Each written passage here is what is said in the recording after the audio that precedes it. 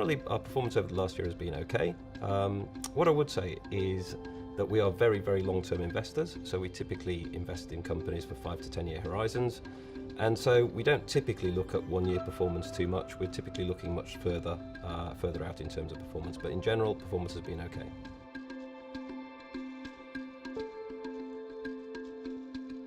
When we started the portfolio, we had 19 positions, and since starting the portfolio, we've sold 3 positions and we've bought 4 positions. So the portfolio is now at 20 positions, which is the maximum. More recently, we've taken advantage of an issue facing the company, which has led to the share price falling. In this case, the company is Facebook. Obviously, the issue being Cambridge Analytica and privacy issues. And the share price has fallen substantially, and we believe that the company has many competitive advantages and high barriers to entry, and its valuation, because of the scandal, is now very attractive. The nature of the portfolio has changed a little over the last year. It's not changed substantively, but we're still looking obviously for opportunities.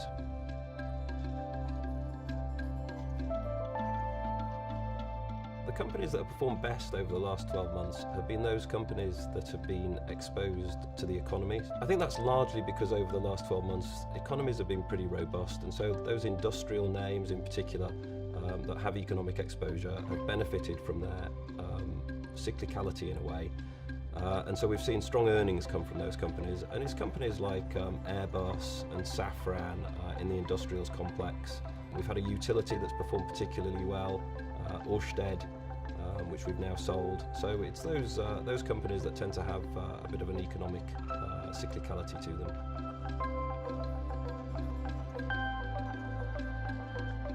Over the period since inception, the 2 areas that have performed extremely strongly have been growth and momentum.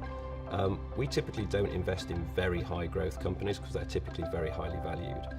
We typically try and find companies that we think are high quality, but at the same time attractively valued. So we've got a very, very strong value discipline. And over the last year, value hasn't been a strong area of performance within markets. So it's been a bit of a mix over the period, but I don't think it's been significantly detrimental or positive.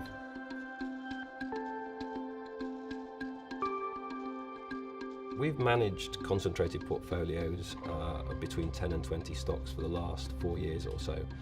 So we've had a bit of experience in managing quite concentrated portfolios, so we've had no issues whatsoever in managing the Alliance Trust portfolio over the last year.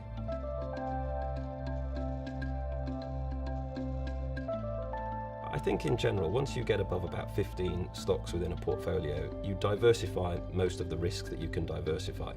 And so then it comes down to the performance of those companies. Now, it's our opinion that if you hold companies that you have the most conviction in, so you have concentrated portfolios, that over the long term, their outperformance should be much more in those types of portfolios than they would be in more broadly diversified portfolios.